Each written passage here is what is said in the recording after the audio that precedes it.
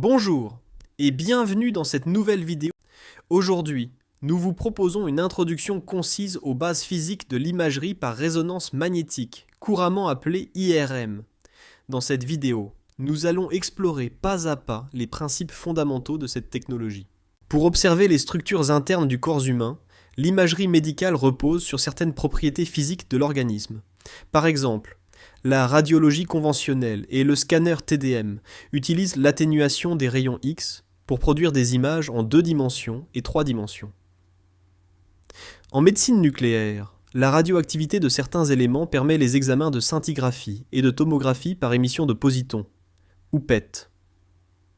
Quant aux ultrasons, ils sont utilisés pour les images échographiques et les mesures de débit sanguin grâce à l'effet Doppler. L'IRM, elle, exploite les propriétés des ondes radio et des champs magnétiques, en faisant une technique d'imagerie non invasive ou peu invasive. Elle génère des séries d'images selon des coupes choisies, permettant d'examiner aussi bien la structure anatomique que la fonction d'un organe. Pour poser un diagnostic précis, il ne suffit pas de connaître l'anatomie. Il est également essentiel de différencier les tissus normaux des tissus pathologiques. Cela nécessite des images à haute résolution et à fort contraste. À cet effet, en 1971, Raymond Damadian a démontré pour la première fois que la résonance magnétique pouvait distinguer les tumeurs malignes des tissus sains. Depuis, l'IRM s'est imposée comme une modalité incontournable dans le diagnostic médical. Maintenant, nous allons essayer de comprendre l'origine du signal IRM utilisé pour la création des images. Pour ce faire, nous allons répondre aux questions suivantes. Où se trouve l'origine de ce contraste dans le corps humain? Sur quelle grandeur physique repose l'imagerie par résonance magnétique? Que mesure exactement l'IRM? Pour répondre à ces questions, nous allons commencer par étudier l'élément clé d'une image, le pixel. En effet, une coupe, ou tout simplement une image, est constituée d'un ensemble de pixels. Chaque pixel possède une certaine valeur de gris, et plus le nombre de pixels est élevé, meilleure est la résolution. Dans une coupe IRM, les pixels correspondent à des voxels, c'est-à-dire de petits cubes représentant des volumes dans l'espace. Alors, que représente le niveau de gris de chaque pixel dans une image IRM? Pour y répondre, nous allons examiner le comportement des protons au sein de chaque voxel. Le signal IRM est obtenu en manipulant les protons des noyaux d'hydrogène des molécules d'eau du corps humain à l'aide d'un champ magnétique intense, B0, et d'une onde radio, RF. L'intensité du signal observé au niveau de chaque voxel dépend donc à la fois de la concentration en eau et du temps de relaxation des spins nucléaires. Ainsi, l'image obtenue reflète la distribution spatiale de l'eau dans la coupe anatomique sélectionnée du corps du patient. En ajustant les méthodes d'acquisition, on peut amplifier le contraste entre voxels en fonction des différences de densité ou des temps de relaxation. Ces variations permettent de détecter des anomalies, comme des tumeurs. Principes fondamentaux. Nous rappelons ici les principes de l'IRM nécessaires pour comprendre les mécanismes de production de l'image en IRM.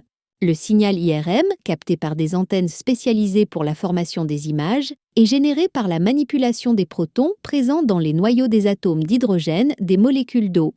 L'atome d'hydrogène est constitué d'un proton et d'un électron, pas de neutrons dans son noyau. Ainsi, il est important de retenir que le noyau de l'atome d'hydrogène, composé uniquement d'un proton, est à l'origine du signal de résonance magnétique nucléaire, RMN. Spin et moment magnétique nucléaire. Le proton, qui est au cœur de l'atome d'hydrogène, a une particularité fascinante. Il tourne sur lui-même comme une toupie, ou comme la rotation de la Terre autour de son axe. Ce mouvement, appelé spin, est une propriété intrinsèque des particules atomiques, tout comme leur charge ou leur masse.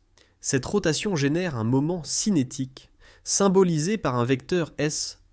Et comme le proton est chargé positivement, cette rotation produit également un champ magnétique, appelé moment magnétique nucléaire, représenté par μ.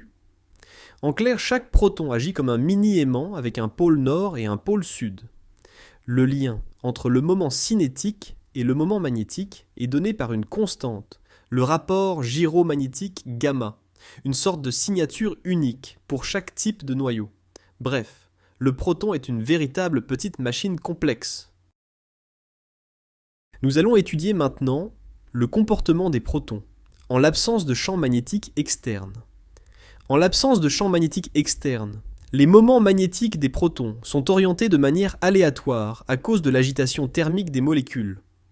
Donc, les moments magnétiques pointent dans toutes les directions, un peu comme une foule dispersée. Dans un voxel, la somme vectorielle des moments magnétiques individuels est nulle. Cela signifie qu'il n'existe pas d'aimantation macroscopique résultante, et par conséquent, aucun signal électrique ne peut être induit au niveau des antennes. Et si on applique un champ magnétique? Pour générer un signal IRM, il faut organiser tout ce chaos. C'est là qu'intervient le champ magnétique externe B0. C'est le rôle de l'aimant supraconducteur dans l'IRM. Il force les protons à s'aligner partiellement dans une direction commune, créant une aimantation macroscopique. Cette aimantation produit un signal électrique mesurable au niveau des antennes, selon la fameuse loi de Faraday.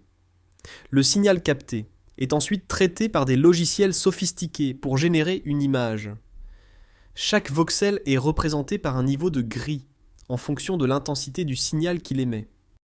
En résumé, l'IRM repose sur la manipulation des moments magnétiques des protons des atomes d'hydrogène grâce à un champ magnétique puissant B0 et des ondes RF. C'est la maîtrise de ces phénomènes physiques qui nous permet d'obtenir des images d'une précision inégalée. Maintenant, pour mieux comprendre, imaginez les protons comme une armée de petites boussoles. Sans le champ magnétique zéro, elles pointent toutes dans des directions aléatoires. C'est le chaos. Mais quand on allume l'aimant de l'IRM, qui est comme un aimant géant, toutes ces boussoles s'alignent avec son champ. Au final, il est important de préciser que dans cette vidéo, nous avons utilisé une analogie macroscopique pour le spin, qui était la toupie. Nous avons expliqué que le proton est comme la toupie, possède un mouvement de rotation intrinsèque. En effet, les particules subatomiques, comme les protons et les électrons, possèdent une propriété quantique intrinsèque appelée spin. En réalité, ce spin n'est pas une rotation au sens classique du terme. Les particules ne tournent pas physiquement sur elles-mêmes comme une toupie. Mais ils se comportent mathématiquement comme un moment angulaire, d'où l'analogie. En mécanique quantique, le spin des protons des atomes d'hydrogène est quantifié, c'est-à-dire qu'il ne peut prendre que des valeurs discrètes. Il vaut 1/2. Cela signifie qu'il peut avoir deux orientations, spin up plus 1/2 ou spin down moins 1/2. Voilà, nous arrivons à la fin de cette vidéo.